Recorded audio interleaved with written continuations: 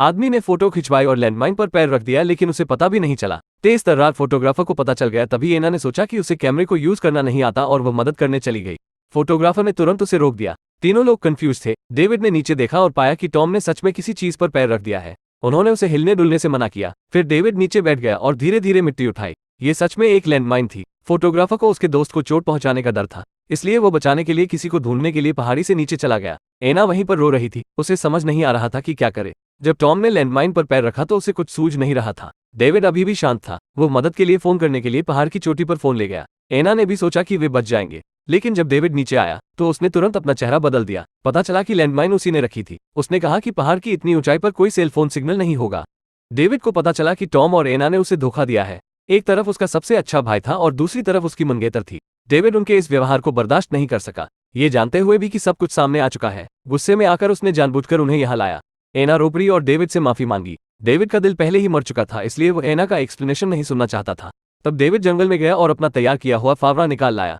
उसने कहा कि टॉम के मारे जाने के बाद वो एक गड्ढा खोदकर उसे दफना देंगे ताकि वातावरण प्रदूषित न हो। इस समय टॉम को संदेह हुआ कि बॉम्ब नकली है, क्योंकि डेविड आधे दिन तक उसके पास खड़ा रहा। उसे इस बात का डर नहीं था कि वो गलती से बम फोड़ देगा और उसके साथ ही मर जाएगा। टॉम के खत्म होने का इंतजार न करते हुए डेविड ने माइन की सेफ्टी पिन हटा दी। पता चला कि पहले माइन की सेफ्टी नहीं हटाई गई थी और अब अगर टॉम सावधान नहीं रहा तो वो मारा जाएगा। एना ने डेविड को गले लगाया और कहा कि वो जानती है कि यह उसकी गलती है। डेविड ने कहा कि वो उन्हें ऐसे दोस्त मानता था जो एक दूसरे से बात करते हैं, लेकिन उन्होंने उसे धोखा दिया। डेविड ने जितना अधिक कहा उसे उतना ही अधिक गुस्सा आया। उसने सेफ्टी पिन को जंगल में फेंक दिया और बिना पीछे देखे अपना बैग लेकर चला गया। दूसरी ओर एना ने टॉम के साथ रहने का फैसला किया। जल्द ही डेविड की मुलाकात फोटोग्राफर से हुई। ये पता चला कि कैमरामैन ही था जिसने टॉम को लैंडमाइन पर कदम रखने के लिए गाइड किया था। दूसरी ओर एना को जंगल में खोई हुई सेफ्टी पिन मिल गई। उसने बंद सिलेंडर को हटाने के लिए चाकू का इस्तेमाल किया और धीरे धीरे उसे दोबारा लगाने की कोशिश की। उसने काफी देर तक कोशिश की, लेकिन बात नहीं बनी। एना के पास फावड़े से आसपास गड्ढा खोदने के अलावा कोई और रास्ता नहीं था। ये सब कुछ तभी वहां से गुजर रहे एक शिकारी ने देख लिया। वो चट्टान के पीछे से पता लगाना चाहता था, लेकिन उसका बड़ा काला कुत्ता सीधे उनकी ओर दौड़ पड़ा। एना ने खूंखार कुत्ते को भगाने के लिए फावड़े का इस्तेमाल किया। शिकारी अपनी बंदूक लेकर दौड़ा। शिकारी को उन पर विश्वास नहीं होता। उसने बंदूक दिखाई और टॉम को जल्दी से पीछे मुड़ने को कहा, ये देखते हुए कि वो पीछे नहीं मुड़ रहा है। उसने सीधा निशाना लगाया। इससे टॉम चौंका, लेकिन उसने आधा कदम भी आगे बढ़ने की हिम्मत नहीं की। फिर शिकारी जांच करने के लिए वहां गया और पाया कि टॉम ने सचमुच खदान पर पैर रख दिया था। शिकारी खुशी से मुस्कुराया। उसने धीरे से अपना बैकपैक उतारा और अपने बालों को अश्लील तरीके से छेड़ा जो गंजे होने वाले थे। एना उससे गड्ढा खोदने में मदद करने के लिए पूछना चाहती थी। एना अब और खोदने के लिए बहुत कमजोर थी। शिकारी ने सहमत होने में जल्दबाजी नहीं की, बल्कि एक पत्थर उठाया और टॉम के पास आया। उसने इसे सीधे टॉम पर फेंका। जब टॉम और एना गुस्सा होने वाले थे तो शिकारी आगे बढ़ा और उसने एना का हाथ पकड़कर समझाया कि वह सिर्फ ये पता करना चाहता था कि टॉम ने सच में माइन पर कदम रखा है या नहीं। चूंकि वो यहाँ 40 सालों से रह रहा था और उसने कभी किसी खदान के बारे में नहीं सुना था, हंटर इस बात को लेकर उत्सुक था कि उनके साथ पहले क्या हुआ था। उन्होंने कहा कि अगर वे एक दूसरे के साथ ईमानदार नहीं होंगे तो वो उन्हें गड्ढा खोदने में मदद नहीं करेंगे। क्या हुआ ये जानकर शिकारी और भी अधिक मुस्कुराया। उसने कहा कि उसे मदद करने में खुशी होगी, लेकिन उन्हें बदले में उसे कुछ देना पड़ेगा।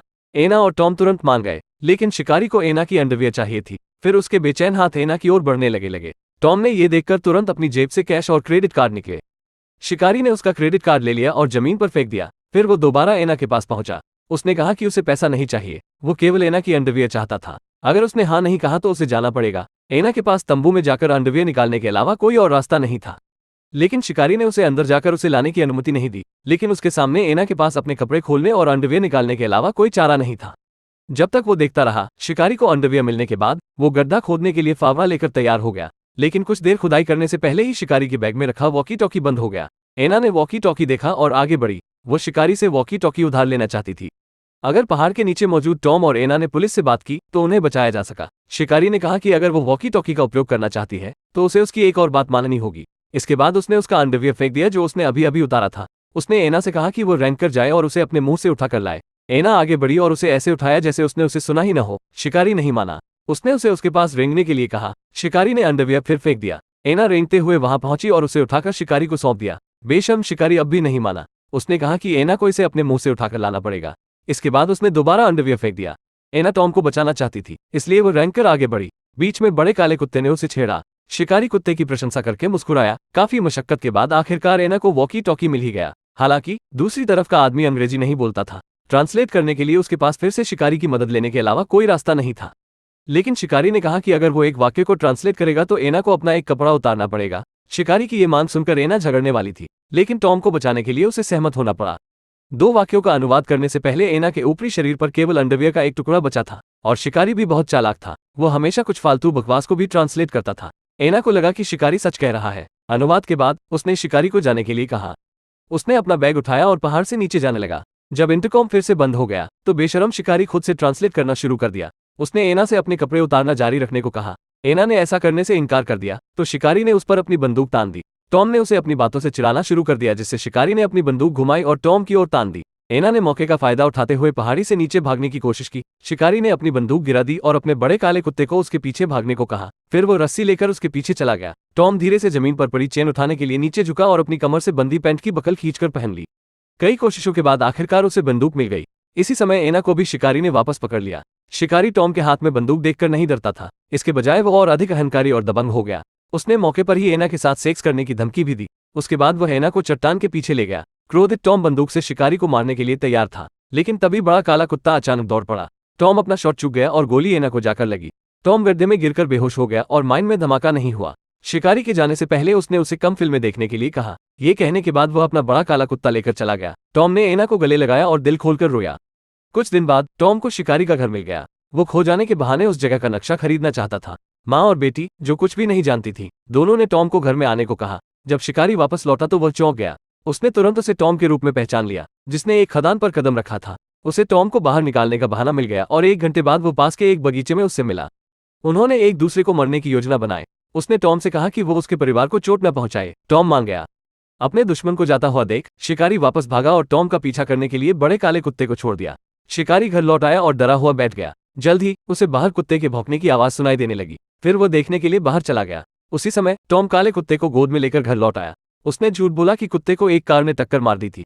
उसी समय शिकारी को जमीन पर खून भी दिखाई दिया। ये देखकर कि सिचुएशन सही नहीं है, वो घर की ओर भागा। दरवाजे के ठीक अंदर उसने टॉम को देखा। शिकारी ने दीवार पर लगी हंटिंग राइफल निकाली और टॉम को मारने की कोशिश की, लेकिन बंदूक की गोलियां टॉम पहले ही निकाल चुका था। टॉम द्वारा उसे ताना मारने के बाद उसने अपनी बंदूक निकाली और शिकारी की जांघ में 2 गोली मारी। फिर उसने माँ और बेटी से शिकारी को घर में ले जाने को कहा।